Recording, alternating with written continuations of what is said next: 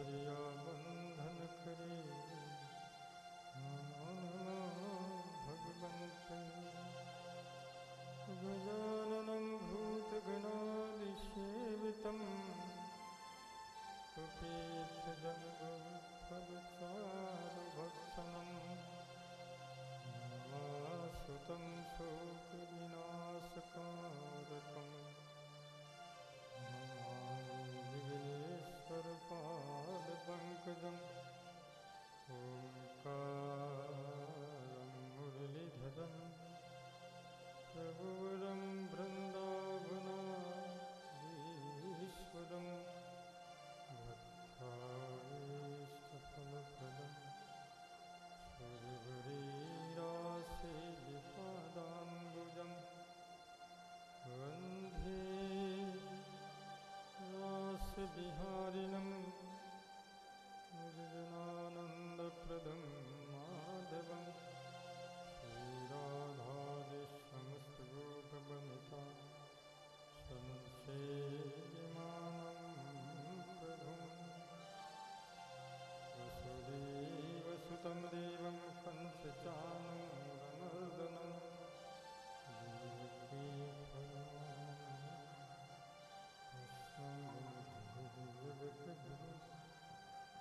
गुरुर्ब्रह्मा गुरुर्विष्णु गुरुर्देवो महेश्वरः, गुरु साक्षात् परब्रह्म तस्मै श्री गुरुवे नमः। सतगुरु जन दरियाव सही गुरुदेव हमारा, राम राम सुंदर पतित को पार उतारा, राम नाम सुमिरन दिया, दिया भगति हरि भाव। आठ पहर बिसरो मति, यूं के गुरु दरिया। राम राम। अनंत कोटि ब्रह्मांड नायक पूर्ण परमात्मा अखिल भुवनेश्वर पति करुणा वरुणालय दिव्योषित विश्वव्यापी राम जी महाराज को प्रणाम करके आचार्य सिद्धरिया महाराज एवं अनंत कोटि महापुरुषों को सद्भावपूर्वक अभिवादन करते हैं। अभिनंदनीय संत महात्माओं एवं श्री मद्भागवत सप्ताह ज्ञान सत्संग समिति के अध्यक्ष सेक्रेटरी तथा सभी मेंबर्स एवं आए हुए भगवत प्रिय कथा प्रिय प्यारे भाई माता और बहनों, श्रीमद् भागवत भगवत स्वरूप भगवत प्रतिपाद्य होने के कारण से इनका नाम भागवत है। भागवत का नाम लेते ही मानो पूरी दुनिया की संस्कृति की झांकी सामने आती है और ये भाव उठता है कि भागवत संसार का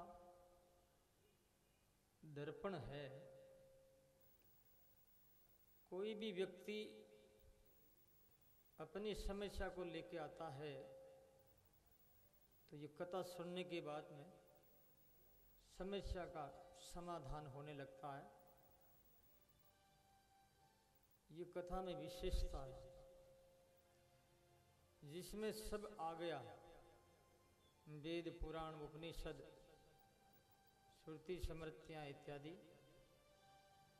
इस वास्ते विशाल है और ये सागर की तरह है।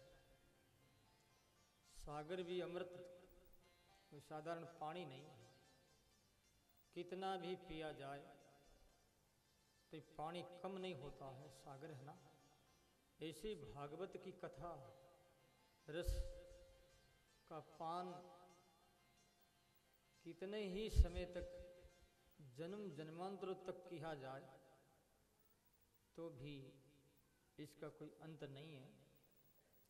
और कथा कभी पूरी होती नहीं, क्योंकि भगवान अनंत है, जिसका नाम ही अनंत है, तो उसके गुण भी अनंत ही होते हैं। अनंत का कभी अंत नहीं आता है। इस वास्ते आश्रय अनंत का ही लेना चाहिए। अनंत की ही सानिध्य में हम रहें, ऐसा प्रयास हमारा होना चाहिए। क्योंकि शुद्ध अंत होने वाले, परिवर्तित होने वाले ऐसे लोगों के सानिध्य में, पदार्थों के सानिध्य में रहने से व्यक्ति अंतोदगत्वा फेल हो जाता है और वो भयंकर अशांति को प्राप्त होता है। आप देखिए कल के पावन प्रसंग में क्या था मालूम है आपको? एक भक्त की कथा आई, प्रहलाद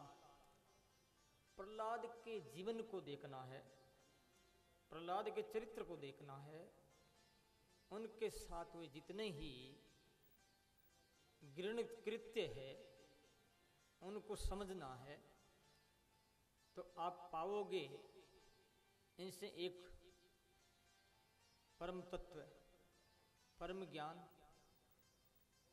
प्रहलाद का नाम ही प्रकृष्टेन अल्लाद आनंद इति प्रहलाद। प्रहलाद के जीवन में कभी उतार चढ़ाव नहीं आया, लाभ हानि का विचार नहीं आया, सुख दुख का चिंतन नहीं हुआ। मर्डर करे जितनी आपत्तियां का असर नहीं हुआ। इसका क्या कारण है? विचार करें, सुने आप कि जो व्यक्ति साधना करके इस अविद्या से ऊपर उठ जाता है, संसार की जो सीमाएं हैं, प्रकृति की जो सीमाएं हैं, प्रकृति की सीमा से अतीत जिसका जीवन है, ऐसा व्यक्ति इस संसारिक कार्यकल्पों से कभी प्रभावित नहीं होता, क्योंकि वो तो आह्लाद में रह रहा है, आनंद में रह रहा है। ऐसी आनंद की प्राप्ति होने के बाद संसार में चाहे हानि हो, चाहे लाभ हो, चाहे यश मिले, अपयश मिले, चाहे कोई मारे, कोई तारे, वो तो इन प्रक्रिया से ऊपर उठा हुआ होता है। कथा सुन करके हमें इन प्रक्रियाओं के ऊपर उठना होगा, तभी हमारे जीवन में कथा का बीज अंकुरित होगा। और कथा का जब बीज अंकुरित होगा तो आप एक आनंद के फल को प्राप्त करोगे। जो ये ऐसा फल है कभी भी जीवन में तुमसे दूर नहीं होगा, कम नहीं होगा, पुराना नहीं होगा, नित्य नया रहेगा। प्रहलाद की गाथा सुन करके, पढ़ करके यही उनसे गुण लेना है, विवेक की जागृति करनी है कि हम भी प्रहलाद की तरह बन जाएं। तो दुनिया में हमारे सामने कितनी आपत्तियां आती है। जब कोई निंदा हो जाती है व्यक्ति रोता है, जब कोई झूठा कलंक लग जाता है तो व्यक्ति में टेंशन घुस जाता है, और न जाने कितनी चिंताओं में डूब करके व्यक्ति डिप्रेशन को प्राप्त हो जाता है, और यहाँ तक आत्महत्या तक कर लेता है। इसका एक ही कारण है कि हमने इस दुनियादारी को सच्चा मान लिया, संसारिक प्रक्रिया को सच्ची मान ली, इनके प्रति हमारा अस्तित्व मान लिया। इस कारण से ही हम दुखी हैं।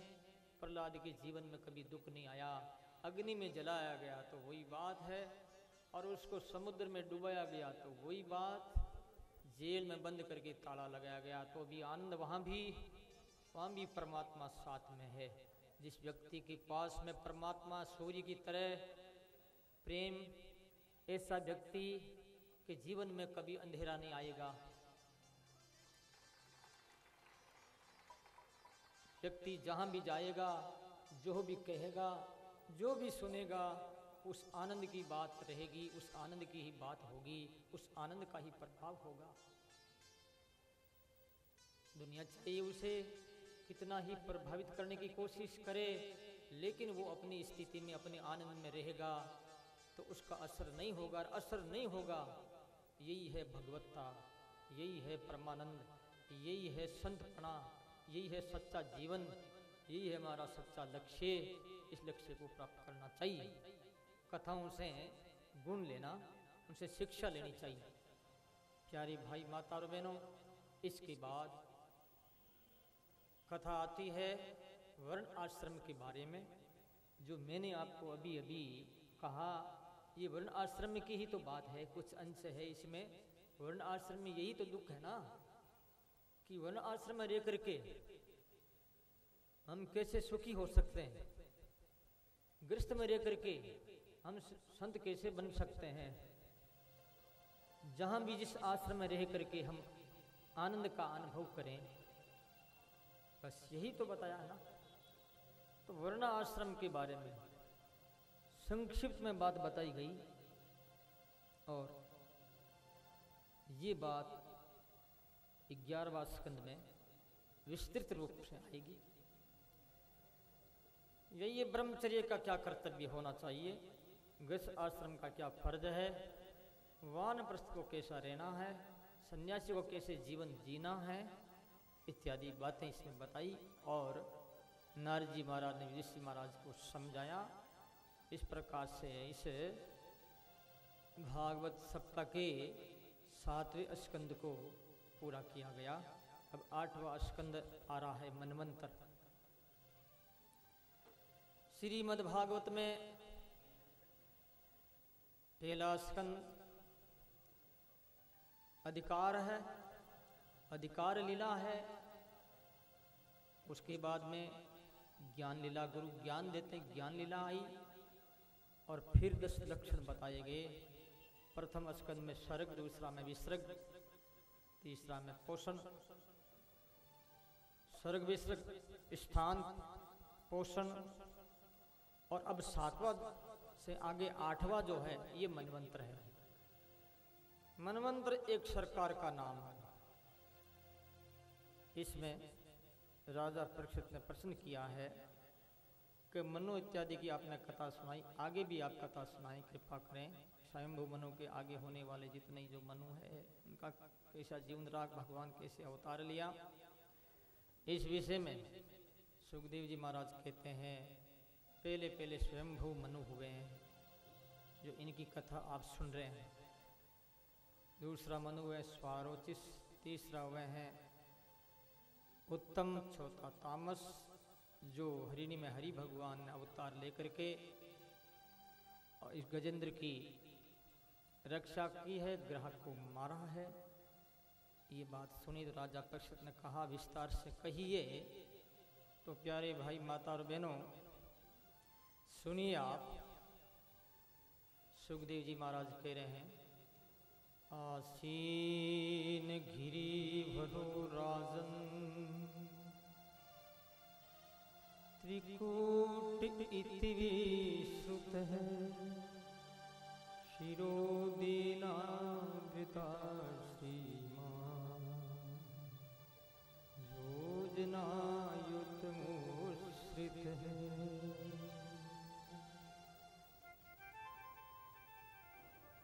त्रिकुट नाव करके बहुत बड़ा पहाड़ था, और 3 उसके शिखर होने के कारण से त्रिकुट कहलाया। उस पहाड़ का वर्णन किया गया है, लेकिन हम उसका नहीं करें, उनसे सार ही लेना है। क्योंकि सूत जी महाराज से शौनक जी ने यही कहा था कि कथा नहीं, कथा सारम सुताख्या ही कथा सारम मम कर्ण रसायनम। कथा का सार बतावे।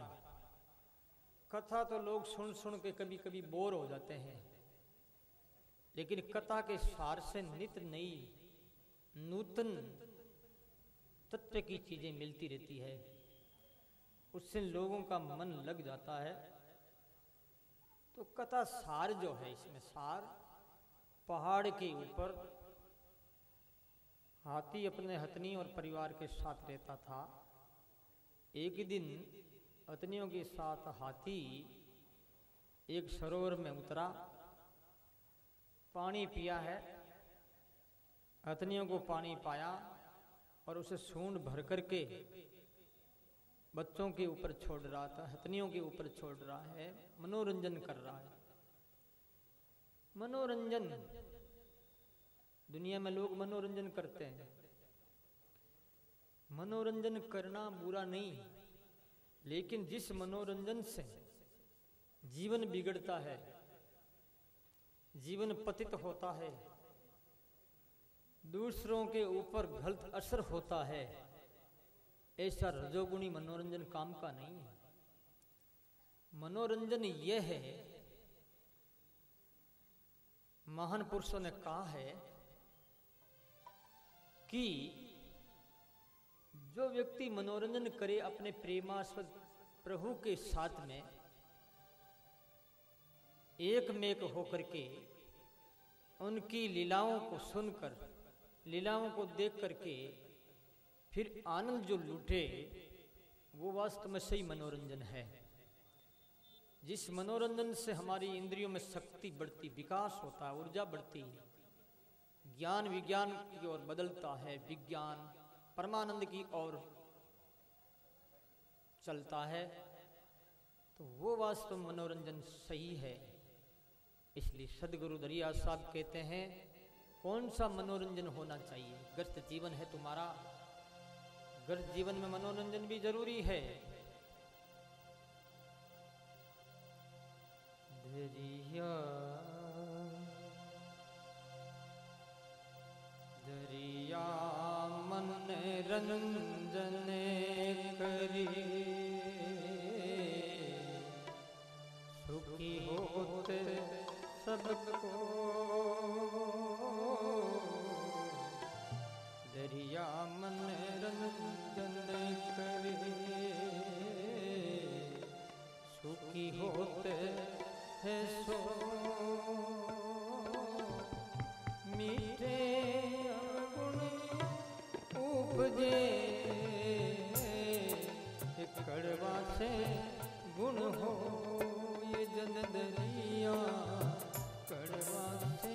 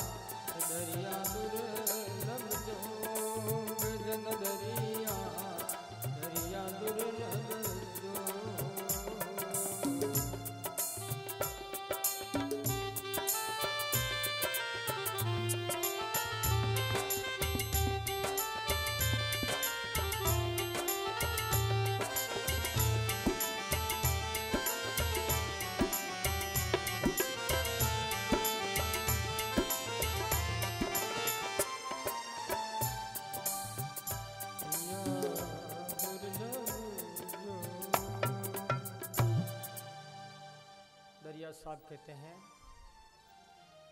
कि तुम्हारा जो मनोरंजन है, मनोरंजन से शरीर की प्रक्रिया ठीक होती, रोए रोए में जीवनीय शक्ति प्रकट होने लगती। लेकिन महाराज कहते हैं कि उसके साथ साथ में हमारा ह्रास भी हो रहा है। यही मनोरंजन जैसे मीरा ने कृष्ण के साथ किया, दरिया ने राम के साथ किया, महापुरुषों ने अपनी आत्मा के साथ किया, ये जो मनोरंजन है ये स्थायी है, ये नहीं बिछड़ेगा, सदा रहेगा आनंद। जैसे प्रहलाद जी महाराज के रहा, तो संसार की परिस्थितियों से वो घबराए नहीं, कोई असर नहीं हुआ उसको। तो गृहस्थ में ऐसा मनोरंजन हमें प्राप्त हो जाए तो गृहस्थ जीवन से होने वाला जो गलत प्रभाव है, जो चिंताएं हैं, जो शोक है, भय है, ये तत्व धीरे धीरे मिटने लगते हैं। इन तत्वों का फिर असर नहीं होता है। मनोरंजन करता है हाथी हथनियों के साथ, लेकिन याद रखिए कि ये संसार का जो मनोरंजन है ये सदा चलने वाला नहीं है। हो सकता कब काल आ जाए। हाथी पानी पीने लगा, इतने में मगरमच्छ ने हाथी को पकड़ और हाथी का पैर पकड़ा। काल जब भी आता वो पैर पकड़ता है, आपको मालूम। प्राय भाई लोग माताएं कहती है कि पैर बहुत दुखते हैं, क्या करें। तो जान लेना चाहिए काल का संकेत मिल रहा है। बुलाबा के लिए पहले ही उसने संदेश भेज दिया है, जो ये पैर दर्द हो रहा है। मगरमच्छ ने पकड़ लिया पैर को। 100 वर्ष तक युद्ध हुआ, आखिर साथ देने वाले सब दूर हो गए। हाथी अकेला ही लड़ता रहा, 1000 वर्ष तक युद्ध हुआ और मगरमच्छ गहरे पानी में ले गया। उस समय में उनको याद आया कि अब मेरे जो साथ में रहने वाली मेरी बहू धर्मपत्नियां वो भी चली गई, मेरे बेटे चले गए और मेरा शरीर ये भी साथ नहीं दे रहा है। निर्वश होकर के एक परमात्मा को याद करता हुआ वो कहता है और भगवान के पुष्प चढ़ा रहा है।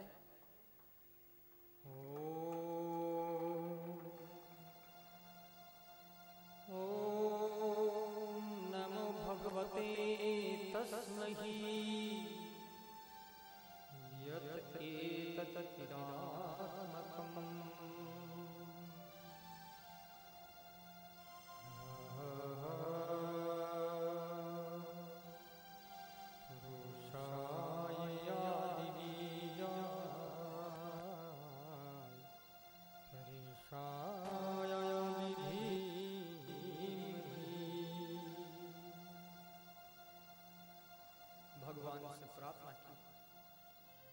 जो ईश्वर सबको सत्ता देता है, ताकत देता है, ऊर्जा देता है, जीवन देता है, जीवन का साधन देता है, वो ईश्वर मेरी रक्षा करे।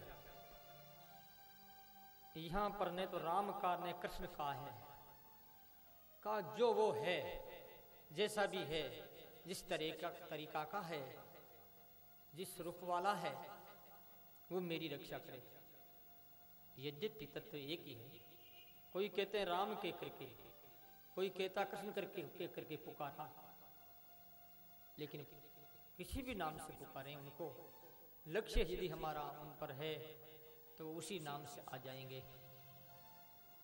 एक बार की बात, एक कोई किसान हल चला रहा था, पार्वती और शिवजी जा रहे थे, तो पार्वती माताओं के हृदय में दया आती और वो पार्वती ने कहा महाराज ये किसान गरीब है, इसको कुछ दो। वो ऐसे बातें कर रहे थे, इतने में किसान ने देखा कि कोई भाई जा रहे हैं, बहन जा रही है, तो जाकर के कहा साहब आप भूखे हैं तो भोजन कर लो, मेरे पास में जो भगवान ने दी है रोटी राबड़ी है, आप भोग लगा। बेटे छाया भोजन किया शिव पार्वती ने। शिव जी के मन में आया इसको मैं भी कुछ दूं, लेकिन इतने में उसने कहा कि आप जोगियों का भेष है आपका, आप कोई महात्मा लग रहे हो, तो मुझे ऐसा कोई चिंतन, ऐसा कोई साधन, ऐसा कोई मंत्र दीजिए जिसे मुझे भगवान मिल जाए। भगवान शिव बहुत राजीव है कि बेटा मैं तुझे मंत्र देता हूं। भगवान शिव ने मंत्र दिया है नाम, और वो नाम ओम नमः शिवाय। नमः शिवाय, ओम नमः शिवाय, नमः शिवाय, ओम नमः शिवाय, नमः शिवाय, ओम नमः शिवाय, ओम नमः शिवाय। शिव शिव शिव शिव नमः शिवाय, नमः शिवाय, ओम नमः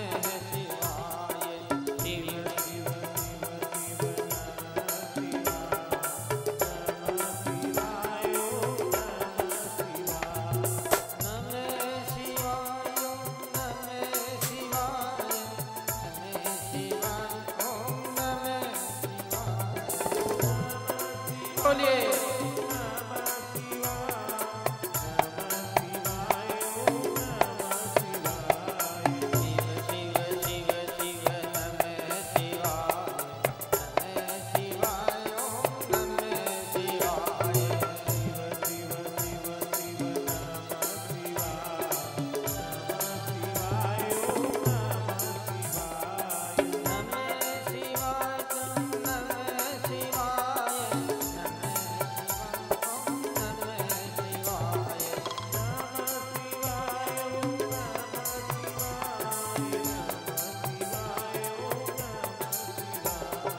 शिव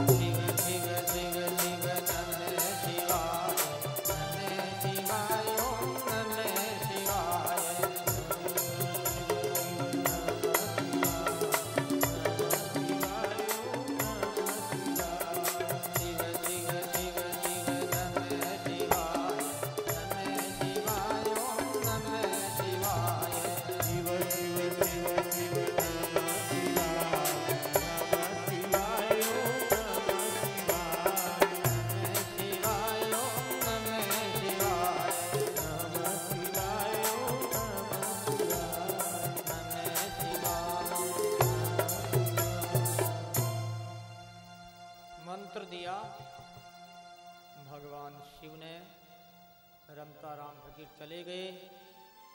अब उस किसान ने क्या किया, हल चला रहा था वो, लेकिन बेचारा रटते रटते भूल गया। उसके हाथ में एक डंडा था, गोचा कहते हैं मारवाड़ी में, गोचो हो। मंत्र तो भूल गया और गोचो गोचो गोचो करने लगा।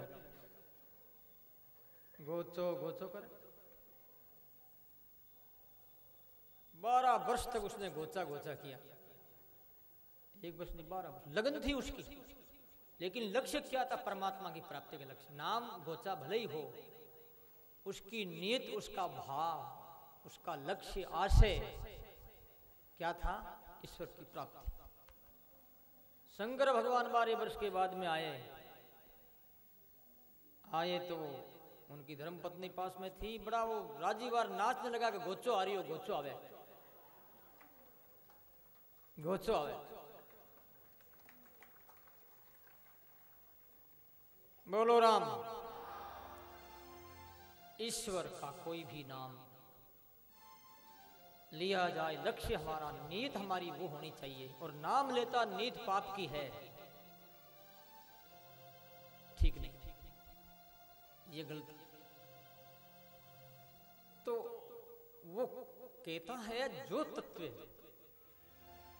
विभु व्यापक, जिसके द्वारा सारा संसार संचालन, जिसके द्वारा कोटि कोटि ब्रह्मांड अपने अपने कार्य में लगे हुए हैं, व्यवस्थित है,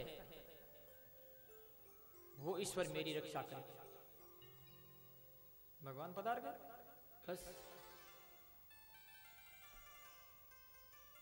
हे गोविंद हे गोपाल अब तो जीवन हारे, हे गोविंद हे गोपाल अब तो जीवन हारे, हे गोविंद राखो शरण अब तो जीवन हारे, हे गोविंद हे गोपाल अब तो जीवन हारे।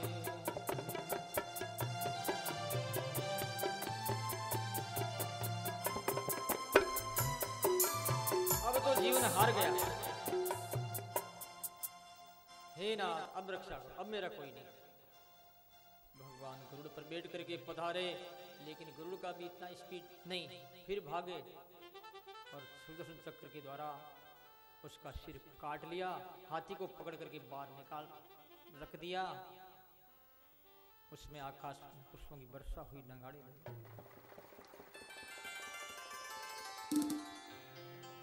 प्यारे भाई माता और बहनों, राजा परीक्षित सुखदेव जी महाराज ने से पूछ रहे हैं कि ये कौन थे? तो जो वो मगरमच्छ था, वो हु नाम करके गंधर्व था, देवद ऋषि के शाप से इस योनि को प्राप्त हुआ। भगवान के अंग स्पर्श से उसने दिव्य रूप धारण कर, यानी हु गंधर्व का रूप धारण करके भगवान को प्रणाम कर अपने लोक में चला गया। दूसरा जो हाथी था वो भगवान का पार्षद बना, और उनके बारे में कह रहे हैं वो इंद्रद्युम्न नाम करके राजा था। एक बार अगस्त ऋषि मंडली सहित आ रहे थे, अगस्त ऋषि को देख करके उठ कर खड़ा नहीं हुआ। बड़े पुरुष जो आते हैं उठ करके खड़ा होने का हमारा फर्ज होता है, हमारे भारतीय परंपरा की ये आचार संहिता है, इस आचार संहिता का पालन करना चाहिए। तो सज्जनों, उन्होंने श्राप दिया कि तू मेरे सामने ऐसा बैठा है, ऐसे तो मगरमच्छ होता जा, तो मगरमच्छ हो जा, श्राप दे दिया। और अब भगवान कहते हैं कि ये जो अपने स्तुति है, गजेंद्र मोक्ष कोई पाठ करता है रात्रि के सोते समय, तो उसको गलत सपने नहीं आते हैं। विद्यार्थी है तो विद्यार्जन करने वाला रोज पाठ करेगा तो विद्यार्जन में सफलता मिलेगी, ये बात बताई। और भगवान उनको पार्षद बना करके अपने लोक में ले गए। ये चौथा मनवंतर की बात आई। पांचवा मनवंतर हुआ रेवत मनवंतर, छठा हुआ चाक्षुष, जो अजित भगवान ने अवतार लिया है। समुद्र का मंथन करके अमृत निकाल करके देवताओं को पिलाया गया। ये बात राजा ने सुनी तो विस्तृत कथा पोषने के लिए अनुग्रह करें प्रभु, ऐसा उन्होंने निवेदन किया। सुखदेव जी महाराज बड़े प्रसन्न हुए। एक बार की बात है कि इंद्र हाथी पर बैठ करके आ रहा था, सामने से दुर्वासा ऋषि जो उनके गले में भगवान की प्रसादी यानी फूल माला हार वो गले में पहने हुए थे, गले में से निकाल करके इंद्र को दिया। इंद्र ने लेकर के हाथी के सिर पर रख दिया। हाथी ने सूंड ऊंची करके माला को पकड़ करके नीचे पटक कर अपने पैरों से मछल दिया। पैरों से जब कुचल दिया तो दुर्वासा को क्रोध आया, रे बेईमान, भगवान की प्रसादी ये माला ठाकुर जी की मैं लाया हूँ और तू इसका अनादर करता है। तेरे मन में अहम बहुत ज़्यादा है, इसलिए जा तू श्रीहीन हो जा। श्रीहीन होने का मतलब है तेरे पास अब ये राज्य का साधन, तेरे मनोरंजन का साधन नहीं रहेगा। ऐसे श्राप दे दिया गया। इस कारण से उनको जो है भयंकर हानि उठानी पड़ी, यानी राक्षस लोग उनको घेर लिया और इंद्र के स्वर्ग का कब्जा कर लिया। इंद्र दुखी होकर के भगवान से प्रार्थना करते हैं। भगवान प्रकट होकर के उनको उपाय बताते हैं।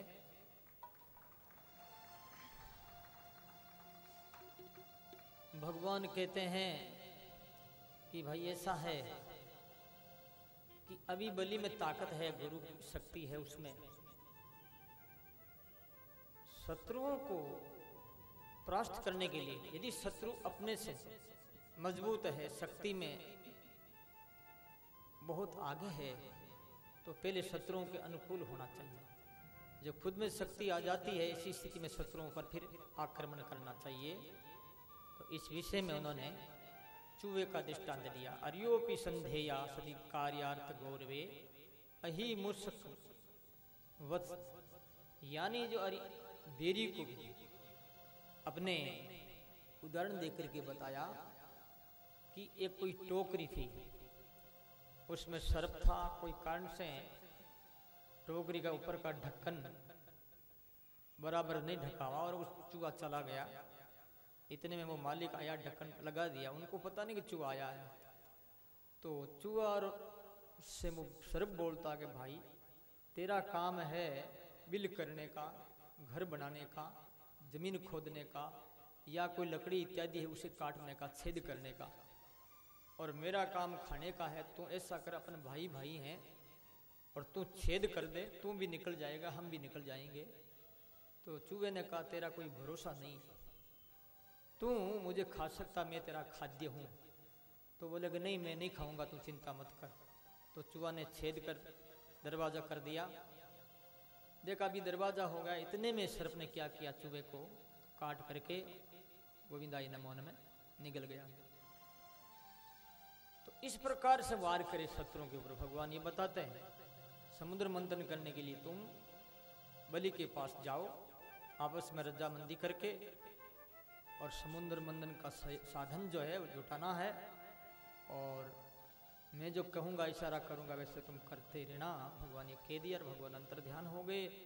अब वो देवता बलि राजा के पास गए और बोले देखो भाई, हम नमस्कार करते हैं आपको, आप भी हमारे भाई हो, क्योंकि दोनों के पिता एक ही थे, कश्यप जी, और माता जो देवताओं की अदिति और राक्षसों की दीति थी, थे भाई। और भाई भाई का झगड़ा होता ही मालूम है आप, बेटा बाप के होता संपत्ति के लिए, भाई भाई को मारता, बाप बेटे को मारता है, बेटा बाप को मारता है। आज दुनिया में चारों ओर इस प्रकार से ये हाहाकार हो रहा है। तो ये कारण यही है कि हमारी संस्कृति का प्रभाव नहीं है। तो भारत की संस्कृति का प्रभाव क्यों नहीं है, इसका एक कारण है क्या, कथा का अभाव है। कथा लोग सुनते हैं लेकिन जीवन में चरितार्थ करने की कोशिश नहीं करते हैं। तो जीवन में चरितार्थ क्यों नहीं हो रहा है, इसका क्या कारण है? इसका कारण है साधना नहीं है, तप नहीं। कथा सुन करके फिर गाना चाहिए, मन में ग्रहण करना चाहिए। इसलिए भागवत में आया है गृणंती शृण्वन्ति गायन्ति, शृण्वन्ति गायन्ति गृणंती, सुनो, गाओ और ग्रहण करो। कथा को जीवन में घटाना चाहिए। और जीवन में कथा कब घटेगी, जब पात्रता होगी। पात्र में ठहरेगी नहीं वस्तु। अब कोई मिट्टी के बर्तन में पारा डाल दे तो मिट्टी के बर्तन में छेद हो जाएगा। वही पारा सोने के बने हुए बर्तन में डाला जाए तो उसमें छेद नहीं होगा। तो पात्र में छेद क्या है? हमारे छेद है हमारे जीवन में जितनी जो कुरीतियां हैं, जो संसारिक मनोरंजन है, जो संसार की आसक्तियां हैं, जो संसार के प्रलोभन है, ये हमारे छेद हो गए तो वस्तु ठहरती नहीं। कथा जितनी बार भी हम सुनते हैं लेकिन मामला जमता नहीं, तो छेद नहीं करना चाहिए। तो जीवन में ये बातें रहेगी तो ही हम सुखी हो सकते हैं। तो सज्जनों, इस प्रकार से कथा सुनो, ग्रहण करो और फिर बाद में जीवन में घटो, ये कोशिश होनी चाहिए। तो देवता प्रार्थना करते हैं बलि से, रजामंदी हो गई, भगवान के इशारे से मंदराचल पर्वत लाते हैं समुद्र में, लेकिन नीचे गिर जाता है वो, कई दब जाते हैं बेचारे राक्षस देवता। फिर भगवान गरुड़ को आदेश दिया, गरुड़ ने उसको उठा करके समुद्र में बीच में रख दिया। वासुकी नाग से प्रार्थना की गई तो वासुकी नाग भी आ गया और समुद्र मंथन प्रारंभ हुआ। प्रारंभ हुआ तो पहले पहले हलाहल जहर निकला, हलाहल जहर निकला। समुद्र मंथन कोई भी काम करेगा आदमी, चाहे व्यवहार में भी कोई व्यापार करता है तो पहले घाटा भी लग सकता है, नुकसान हो सकता है। आदमी को निराश नहीं होना चाहिए, उस व्यापार को छोड़े कोई दूसरा व्यापार कर ले, खेती कर ले, नौकरी कर ले, लेकिन ऐसा निराश नहीं होना चाहिए कि आत्महत्या करे जैसा, डिप्रेशन में नहीं आना चाहिए। जैसा कि मैंने आपको बताया प्रहलाद के बारे में, प्रहलाद का जीवन कैसा था, इस संसारिक सीमाओं से ऊपर उठा हुआ था, हरदम आनंद में वो डूबे रहते थे। तो उनके सामने कोई ऐसी कोई संसार की चीज क्या आए जो वो अपना प्रभाव फैला सके। तो सज्जनों, ये मंथन जो है क्या है, प्रत्येक व्यक्ति मंथन करता है, विचारों का मंथन, चिंतन से मंथन। मंथन करने पर हलाल जेर निकलता, दुख मिलता है। जिस व्यक्ति से प्रेम करते धोखा मिलता है, जिस व्यक्ति से नाता जोड़ते हैं तो व्यक्ति टूटने लगता है। व्यापार करते हैं तो भी दुख, तो भी मंथन में नवनीत नहीं आया, नौकरी की तो भी ठीक नहीं थी, ये दुख, तो भी नवनीत नहीं निकला, यानी जेर जेर निकला, जेर जेर निकल रहा है। क्या मतलब क्या हुआ कि हम जो ऐसे चिंतन करते हैं तो ये चिंतन प्रभु के चरणों में जोड़ दे, फिर देखो क्या निकलेगा। फिर निकलेगा आनंद, मन का मंथन, भगवत चिंतन, भगवत स्वरूप चिंतन, नाम चिंतन, नाम जाप, बस इसमें आप मंथन करिए तो आपको मिलेगा आनंद। संसार में तुम कितने ही लाभ के लिए हजारों करोड़ों रुपये कमा लोगे, जो तुमने बहुत मंथन किया तो भी कितना दुख होगा कि घाटा नहीं लग जाए, कोई खा नहीं जाए, इत्यादि जो दुख है। ये मंथन सही नहीं है, इसमें मंथन नहीं करना। व्यवस्था रखने के लिए सिर्फ साधन के लिए काम करना है, धंधा करना है, शरीर है, शरीर की प्रक्रियाएं जो है वो चलनी चाहिए, मन की प्रक्रिया नहीं चले।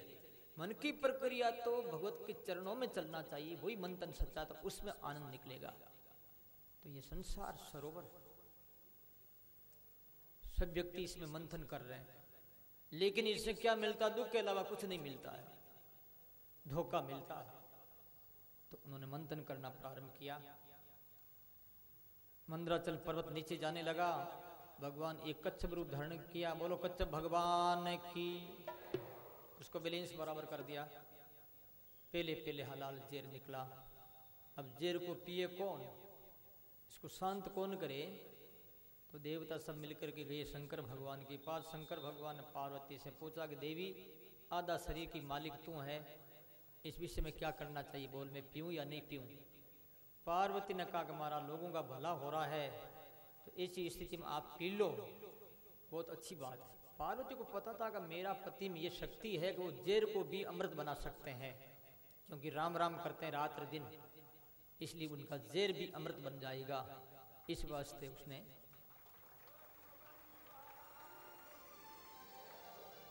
ये कह दिया। शंकर भगवान अपने हथेली में लेकर के वो जेर को पी लिया है।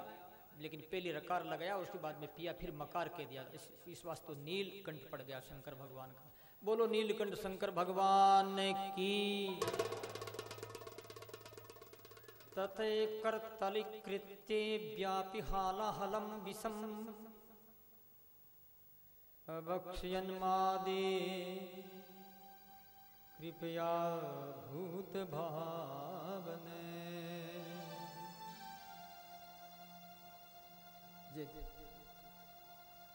थोड़ी बहुत बूंद कोई नीचे गिर गई, सर्पों ने और बिच्छुओं ने भक्षण कर लिया। कृपा कर दी शंकर भगवान।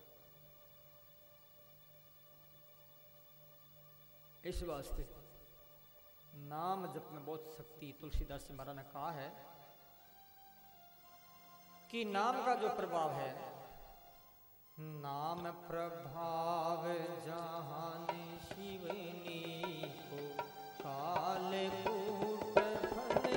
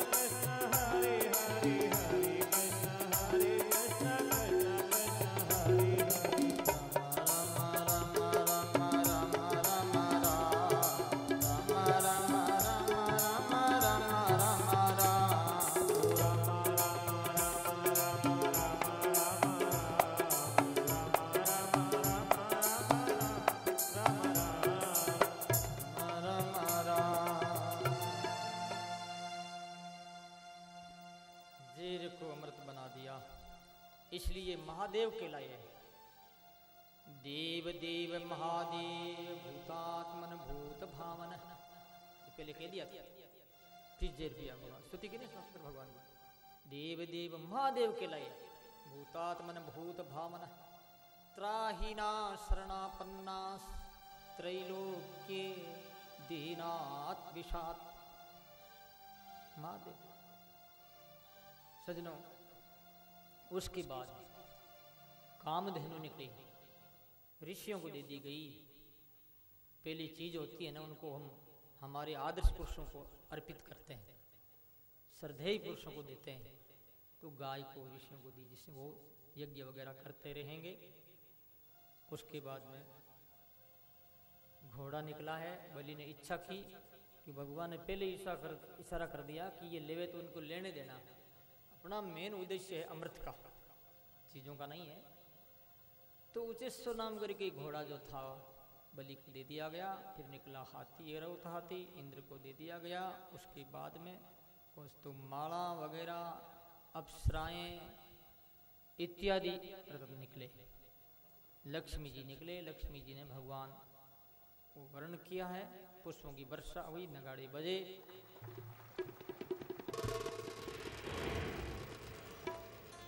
उसके बाद धन्वंतरी भगवान हमारे 24 अवतारों में एक अवतार है। आयुर्वेद के आदि प्रवर्तन करता है।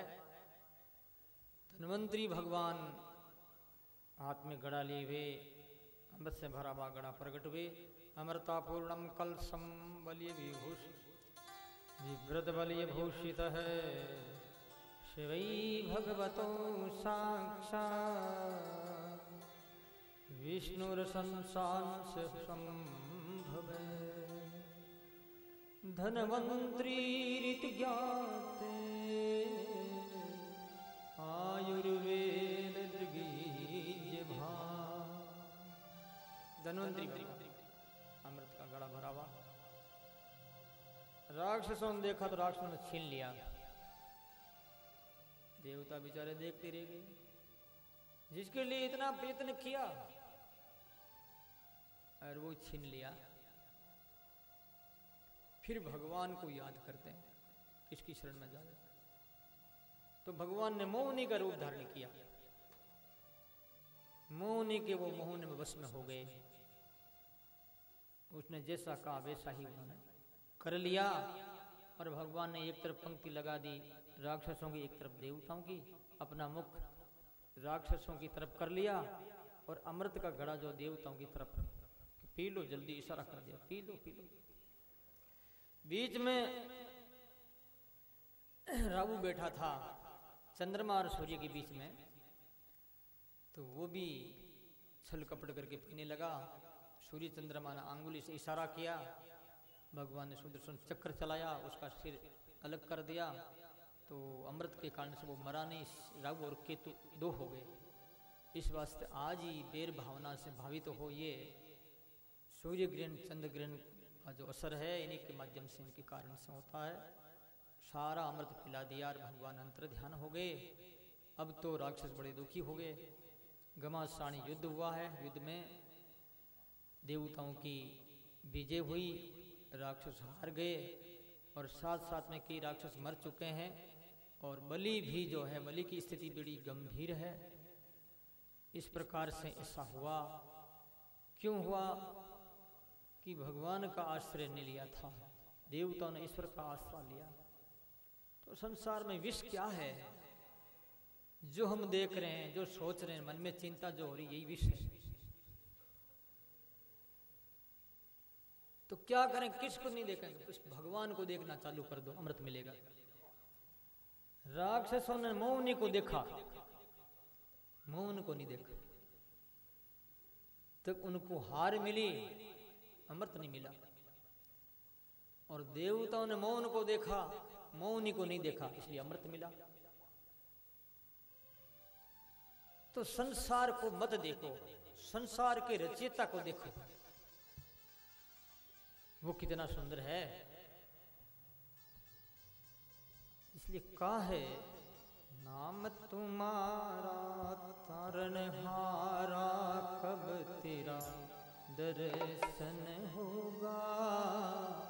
जिनकी रचना इतनी सुंदर, वो कितना सुंदर होगा,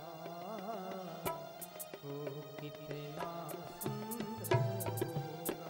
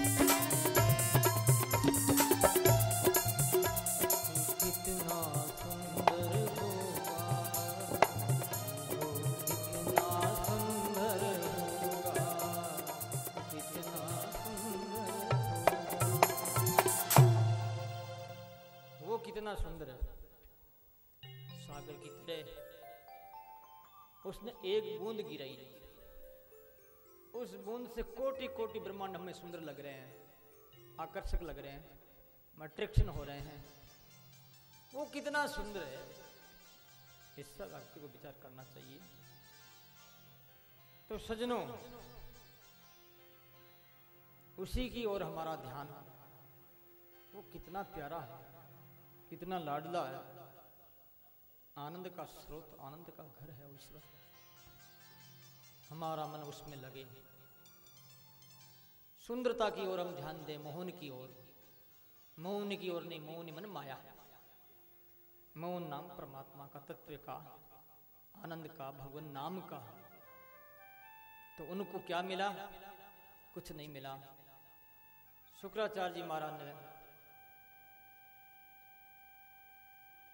जो राक्षस मरे थे संजीवनी विद्या के द्वारा जिंदा कर दिया। सुखदेव जी महाराज राजा परीक्षित से कह रहे हैं, देतैया नामिन्दन् नमर्तं नृपः युक्ता कर्माणि यत्तस्य वासुदेव पराङ्मुखः।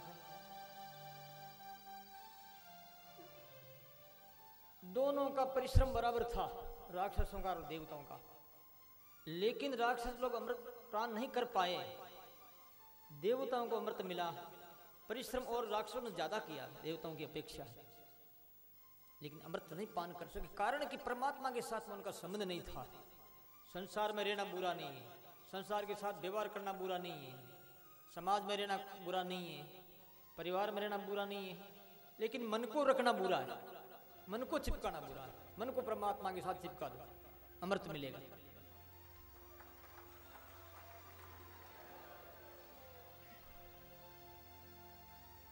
प्यारे भाई, माता और बहनों, इसके बाद कथा आती है मनवंतरों का क्या काम है।